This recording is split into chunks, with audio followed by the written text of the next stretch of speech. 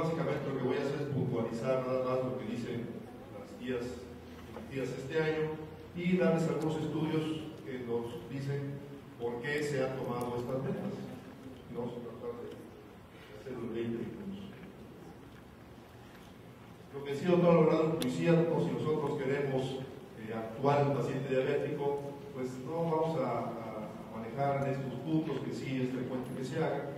Es común que el paciente esté tomando medicamentos para neuropatía o retinopatía y no atacamos la base, que estos factores de riesgo que son los que hacen que el paciente diabético llegue a todas estas complicaciones y que además es la única forma que tenemos de retrasar o evitar las complicaciones. Entonces no podemos olvidarnos que todo paciente diabético tenga o no tenga alguna complicación, que tener las metas de todos estos factores que hacen que se acelere la enfermedad es muy importante. Debe ser un tratamiento intensivo, precoz y además continuo para mantener las metas, y es la única forma de ofrecerle al paciente un mejor pronóstico.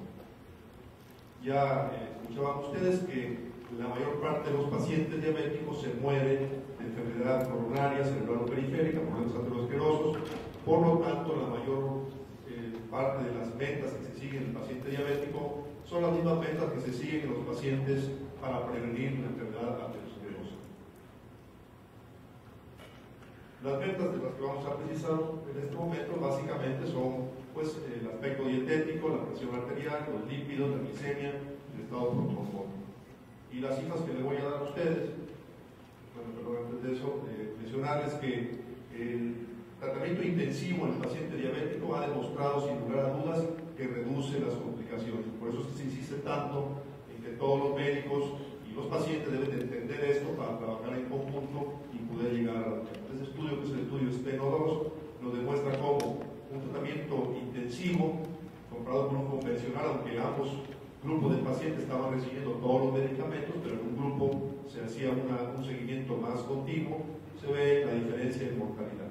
Y los puntos que se manejaron son la disglicemia, la hiperglicemia, la hipertensión, la microalbuminuria y prevención secundaria para la enfermedad coronaria. Sin embargo, un problema que tenemos todos los que manejamos pacientes diabéticos es que el control de las metas pocas veces se lleva a plenitud. En este estudio, que era un estudio controlado, en que recibían dinero todos los que participaban, los pacientes y los médicos, y que se llevaba un control muy estricto, aún así, vean ustedes cómo el porcentaje de pacientes con tratamiento intensivo, que es en blanco, pues se logró, en el caso de hemoglobina, pues menos del 20%, el caso del colesterol que se puso como meta en este estudio, 175, fue el que más beneficio tuvo, 70%, los triglicéridos, la mitad de pacientes, la presión sistólica, menos de la mitad, y la presión diastólica, pues un poquito de mayor control. Entonces, a pesar de un manejo intensivo controlado, la mayor parte de los pacientes no llegan a las metas correctas. Aquí en México está el estudio que se hizo con ANPAC, en el cual se vio cómo estaban los niveles de LDL en pacientes diabéticos en la visita inicial que llegaron a un consultorio de cardiología, y se vio que solamente el 12% de los pacientes diabéticos cumplían con la meta de LDL, que es menos de 5 miligramos. Entonces, como ven, pues a pesar de que tenemos los medios para hacer que los pacientes estén en las metas, la realidad es que esto no se hace, y no se hace porque pues, no tenemos el cuidado de insistir en ello. Las metas que les voy a poner en este momento son las que destacamos de las dos últimas revisiones que hay de guías, que es la guía de la American Heart Association y de la Asociación Americana de Diabetes, que se publicó en este año, y las guías del Task Force de Diabetes y la Sociedad Europea de Cardiología, que se publicó también en este año. Digo, porque hay muchas guías y a veces quieren un poquito de unas a otras, y vamos a concretarnos en esto. Las metas dietéticas que ellos proponen son las que aquí se mencionan: calorías de acuerdo a su peso, grasas saturadas menos del 7% de las calorías. El colesterol de ingesta en el día debe ser menor a 200 miligramos. Las grasas trans deben ser menos del 1% de las calorías totales. El total de calorías de grasa debe ser el 25 a 35% de las grasas totales, principalmente monoinsaturadas o poliinsaturadas. Se recomienda también que haya un consumo de 14 gramos de fibra por cada 1000 calorías que le correspondan a este paciente. El alcohol se permite a no más de 1 o 2 bebidas al día, y en los pacientes con hipertrigliceridemia o los que son hipertensos se prefiere que lo consuman Se sugiere una ingesta de cloruro de sodio de 6 gramos al día y también se sugiere que haya un aporte de omega 3 de 2 gramos al día. Hay muchas evidencias de los beneficios que puede producir omega 3 en función endotelial, de triglicéridos y de muchas patologías relacionadas con la enfermedad cardiovascular. El peso corporal que se recomienda es que se mantenga un índice de masa corporal abajo de 25. Para los latinoamericanos se recomienda un ciclo abdominal alrededor de 80 centímetros en la mujer y 90 en el hombre, como ya escuchamos al doctor Fernández Barros. Si hay sobrepeso, la meta inicial que se recomienda es una meta que sea fácilmente, no fácilmente, pero que pueda ser factible de cumplir, que es reducir 10% del peso corporal. Se ha demostrado que con una simple reducción del 10% es más fácil de conseguir y con esa sola meta se obtienen beneficios muy importantes en glicemia, en hipertensión y en control de lípidos.